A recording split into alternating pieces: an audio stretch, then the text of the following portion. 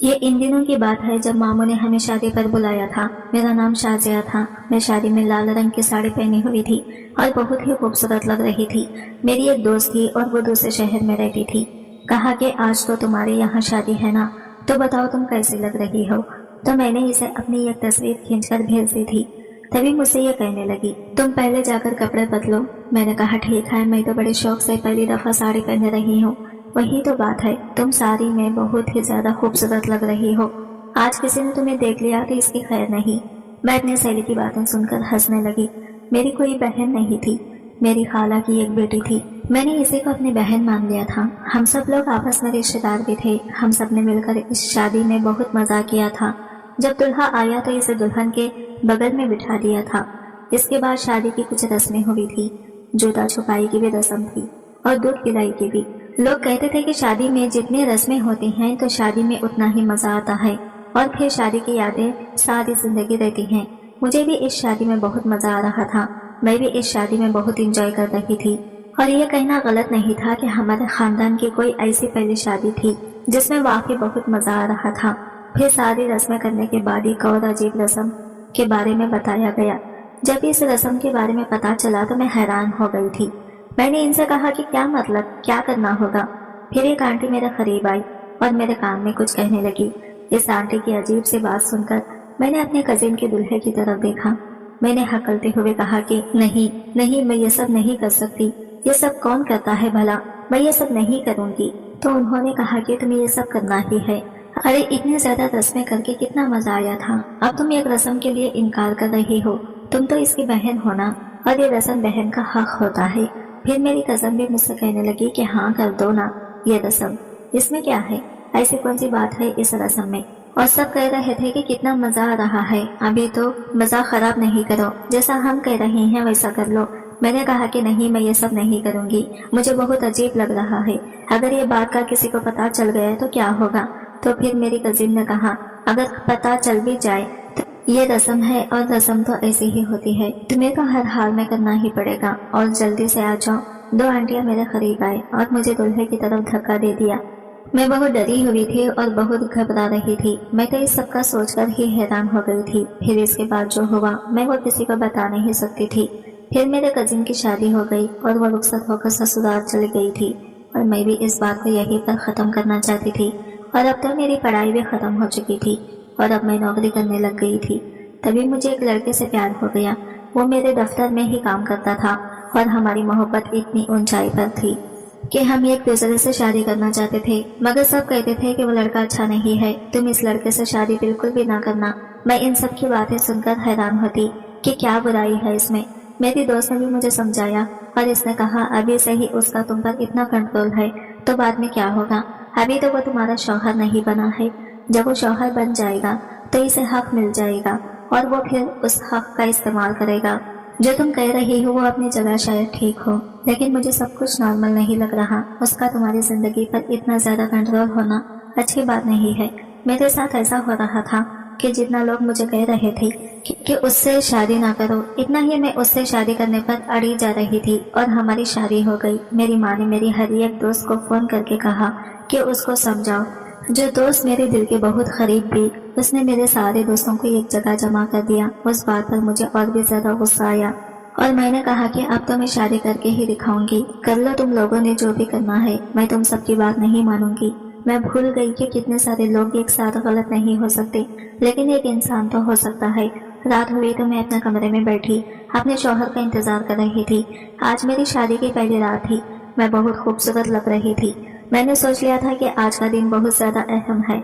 आज ही हमने अपनी जिंदगी की शुरुआत करनी है और एक दूसरे से जिस तरह से बात करेंगे, जिस तरह से पेश आएंगे, सारी जिंदगी सब वैसा ही चलता रहेगा। जब मेरा शौहर कमरे में आया तो इस खुशकिस्मत ने कहा कि मैं बहुत हूँ कि तुम मुझे मिल गई हो। दर हकीकत बात ये कही गई थी कि हम एक ही जगह पर काम करते थे, इसलिए एक दूसरे से बात भी कर लेते थे और रोज ही एक दूसरे को देख भी लेते थे, लेकिन अभी भी एक दूसरे के साथ बाहर नहीं गए थे। अब वो मेरे सामने बैठा था। उसने मुझसे कहा कि क्या तुम्हारा कोई माजी है। मैं इस बात पर हैरान हुई क्योंकि इसने पहला सवाल मुझसे यही कर लिया। बात तो मैं समझ ही गई थी। मैंने कहा कि क्या मतलब, कौन सा माजी। तो कहने लगा कि हर इंसान का एक माजी होता है, इसकी जिंदगी में कोई ना कोई होता है। क्या तुम्हारी जिंदगी में भी कोई था? इससे पहले कि मैं कुछ बोलती और कहती कि नहीं ऐसा कुछ नहीं है या है, तो वो कहने लगा कि तुम ये मत कहना कि तुम्हारी जिंदगी में कोई भी नहीं है। मैं ये बात तो बिल्कुल नहीं मान सकता। मैंने कहा कि क्यों नहीं मान सकते हो? और दिल में ये सोचने लगी कि क्यों तुमने मुझे किसी के साथ देख लिया जो मान ही सकते। वो कहने लगा कि तुम इतनी खूबसूरत हो, नौकरी करती हो, और जैसे तुमने मेरे साथ दोस्ती कर ली, हो सकता है ऐसे ही तुमने किसी और के साथ भी दोस्ती कर ली हो। मुझे उसके बाद बहुत ही ज्यादा अजीब लगा था। अगर शादी की पहली रात नहीं होती और वैसे मुझसे ये बात कर रहा होता तो शायद इस बात पर हमारे बहुत बड़े झगड़े हो जाते। अगर पहली रात की लड़ाई से शुरू हो तो फिर शौहर बीवी सारी जिंदगी लड़ते ही रहते हैं और कोई भी लड़की ऐसा नहीं चाहती। मैंने कहा कि नहीं, मेरी जिंदगी में कोई नहीं था। मैं तुम्हें ये पहले भी बता चुकी हूँ, फिर से क्यों पूछ रहे हो? तो कहने लगा कि आज के दिन पूछ रहा हूँ क्योंकि आज हम एक दूसरे से सिर्फ सच बोलेंगे। मैंने कहा कि क्या ये सवाल मैं तुमसे कर सकती हूँ? तब तो इसने कहा कि मुझसे सवाल करो या ना करो, इसका कोई फायदा नहीं, मैं तो मर्द हूँ। मैंने कहा कि क्या मतलब, तुम मर्द हो तो तुम्हारा अगर कोई माजी हो तो मैं इस पर कुछ नहीं बोल सकती? मुझे ऐसा लग रहा था कि ये वही आदमी नहीं है जिसके साथ मैं मोहब्बत करके दुनिया के खिलाफ जाकर शादी की थी। उसने तो पहले ही दिन अपने रंग दिखाने शुरू कर दिए थे। बल्कि कहना बेहतर होगा कि पहले ही चंद घंटों में मुझे सब कहते थे कि ये बदल जाएगा, लेकिन मैं सोचती थी कि चलो जब तक बदले तब तक पता नहीं कितनी जिंदगी गुजर चुकी होगी। ये तो अभी बदल गया था। इसने कहा कि हाँ, तुम कुछ नहीं बोल सकती, बोल भी दोगी तो क्या हो जाएगा? मेरे माजी का मेरी जिंदगी पर कोई असर नहीं पड़ेगा, लेकिन अगर तुम्हारा कोई माजी रहा है तो इसका हमारी जिंदगी में बहुत ज्यादा असर पड़ेगा। मैंने अपने आप को बहुत कंट्रोल करने की कोशिश की थी। मैं पहले ही दिन उसके साथ झगड़ा नहीं करना चाहती थी, इसलिए मैंने इस मसले को छोड़ दिया। लेकिन मुझे नहीं मालूम था कि इसके बाद मेरी जिंदगी इतनी बुरी हो जाएगी। 2-4 दिन तो गुजर गए थे। इसके बाद सुबह सुबह जब मैं बाहर दूध लेने के लिए गई तो दूध वाले ने मुझे सलाम कर दिया और इसने कहा कि भाभी, आपको पहले नहीं देखा, आप क्या समीर साहब की बीवी हो? मैंने कहा कि जी, मैं उनकी बीवी हूँ। तो इसने कहा कि अरे बहुत अच्छा लगा आपसे मिलकर भाभी, अब तो घर वाली बात हो गई। अच्छा खालिस दूध, मैं बहुत दूध देता हूँ, अगर कहीं सही ना हो तो मुझे बताइएगा। चले अच्छी बात है, समीर साहब के घर में भी कोई शिकायत करने वाला आ गया। दूध वाला जरा हंसमुख टाइप का लग रहा था। अब वो ऐसे ये बात तो कर रहा था तो मैं इसे नहीं कह सकती थी कि अपना मुंह बंद रखो। वो बदतमीजी तो नहीं कर रहा था, इसलिए मैंने भी जवाब दे दिया और थोड़ा मुस्कुरा भी लिया। पर इतने में समीर आ गया और इसने कहा कि चलो अंदर। इसने दूध वाले के सामने ही ये बात काफी गुस्से से की थी। वो भी समझ गया था कि मेरी खैर नहीं है और इसने मुझे मुसीबत में डाल दिया। अंदर आते ही मेरे शौहर ने मुझे बाजू से जोर से पकड़ा और एक तरफ झटक कर कहा, ये क्या कर रही थी? मैंने कहा, आप ये क्या कर रहे हैं? मैं एक दिन की दुल्हन हूँ और आप हैं। मेरे शौहर ने कहा कि एक दिन की दुल्हन थी तो सुबह सुबह बाहर क्यों गई थी? मैंने कहा, दरवाजा बज रहा था, कोई उठ नहीं रहा था तो मैं चली गई। मेरे शौहर कहने लगे कि तुम्हें नहीं जाना चाहिए था और वहाँ दूध वाले के साथ खड़े होकर क्या हंसी मजाक कर रही थी। आइंदा में तुम्हें बाहर ना निकलते हुए देखो। सर पर ठीक से दुपट्टा भी नहीं किया तुमने। मैंने कहा, सुबह सुबह सारी औरतें दूध लेती हैं। इससे मोहल्ले की औरतें भी सामने खड़ी थी। मैं भी चली गई तो क्या हो गया? ये तो कॉलोनी है, हम बीच बाजार तो नहीं रहे हैं। मेरे शौहर ने कहा कि तुम्हारी जबान तो अभी से बहुत चल रही है। मेरी जबान नहीं, अब तो मेरा दिमाग भी चल रहा था। अगर पहले ही दिन मेरे शौहर का मेरे साथ ये रवैया था तो बाद में क्या होने वाला था? हमारी शादी हुई थी और शुरू के दिनों में शौहर बीवी में बड़ी मोहब्बत होती है, लेकिन मेरे शौहर अभी से ही मुझसे कुछ तंग आए हुए लग रहे थे। दरअसल जब मेरी शादी हो रही थी तो मेरे बाबा ने मेरे शौहर के हाथ पर 8 लाख रुपए रखने की कोशिश की थी। उन्होंने सबके सामने नकद में पैसे इसे पकड़ा दिए थे और इसने इनकार कर दिया। इसने कहा कि नहीं, मुझे पैसे नहीं चाहिए, मैंने जहेज नहीं लेना। सबको ये बात बहुत अच्छी भी लगी और उन्होंने कहा कि ये तो बहुत अच्छी बात है कि ये बिल्कुल तभी जहेज नहीं मांग रहा।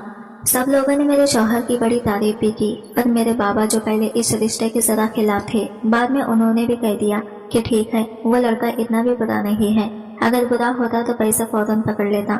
लेकिन अब मुझे समझ नहीं आ रही थी कि मेरा शौहर किस किस्म की हरकतें कर रहा था। कभी कभी लगता था कि बहुत अच्छा इंसान से, और भी लगता था कि उससे शादी करके मैंने गलती कर दी, अपनी दुनिया में ही मसरूफ रहता था। शादी को एक हफ्ता नहीं हुआ कि हमारी लड़ाइयाँ उरूज पर पहुंच गई थी। मेरे रिश्तेदार भी कहते आए थे, उसके सामने तुमने ये बात क्यों की? तुम इतना मुंह खोलकर क्यों हंसती हो? तुम कैसे बैठती हो? कपड़े कैसे पहनती हो? कैसे पहनती हो? अपने आप को ढांप कर रखा करो। तुम्हें किसको दिखाना होता है? तुमने सिर्फ मेरे सामने खुलकर पेश आना है, बाकी सबके सामने ऐसे पेश आया करोगी कि अपनी एक शख्सियत बनाओ, अपने रूप में रहा करो। मैं हैरान होती रहती थी कि अब तो घर वाली बात है और उसके रिश्तेदार मेरे रिश्तेदार भी थे। हर बात में टोकता था। एक दिन मुझे कहने लगा कि ये तुमने क्या कलर पहना है? मैंने कहा कि सफेद रंग कपड़े पहने हैं, लेकिन उसमें लाल रंग की कढ़ाई भी है, और आप ही ने कहा था कि डिसेंट रहा करो। ये सुनकर मेरा शौहर चुप हो गया। फिर एक दिन मेरी इसी कजिन का फोन आया। मैंने पूछा कैसी हो? तो कहने लगी कि ठीक हूँ, शुक्रिया। मैंने कहा बच्चे वगैरह तो हुए तुम्हारे? तो फिर इसने कह दिया कि बस ठीक हूँ, सब खैर है। मैं इससे कोई सवाल कर रही थी, वो कोई जवाब दे रही थी, ठीक से बता नहीं रही थी कि मामला क्या है। इतने में सिंगल की वजह से हमारी बात दरमियान में ही रह गई और फिर मुझे दोबारा फोन करने का मौका नहीं मिला। आजकल मैं वैसे भी अपने शौहर की वजह से परेशान थी, क्योंकि मेरे शौहर के मूड का कुछ पता नहीं चलता था। दिन में इसका मूड खराब रहता, रात में ठीक हो जाता था। अभी अचानक से कोई तोहफा लेकर आता और मुझे हैरान कर देता। मैं भी खुश हो जाती, और कभी मुझे इस तरह से पेश आता कि मैं कहती कि मैं इस दुनिया की सबसे खुशनसीब औरत हूँ, और कभी कभी मुझसे इतना झगड़ा करता कि मुझे अपने फैसले पर ही अफसोस और पछतावा होने लगता था। ये शख्स मेरे जज्बात के साथ खेल रहा था, लेकिन अब मेरे पास वापसी का रास्ता नहीं था, क्योंकि मैंने अपनी पसंद से इसे अपनी जिंदगी में शामिल किया था। इसलिए जो कुछ हो रहा था मुझे भी बर्दाश्त करना था। मैंने फिर से इसे किसी लड़की से फोन पर बात करते हुए सुन लिया। इस दफा मैं इसकी बातों में नहीं आई और हमारी लड़ाई हो गई, और इसने आखिर में मुझे कह दिया कि हम एक दूसरे से अलग हो जाते हैं। मैं ऐसा नहीं चाहती थी, क्योंकि मुझ पर लोग और माशरे का दबाव भी था, और फिर से मुझे इससे माफी मांगनी पड़ी। अब मैंने इसे इसके हाल पर छोड़ दिया, क्योंकि मैं इससे ना बहस में जीत सकती थी और ना ही लड़ाई झगड़े में।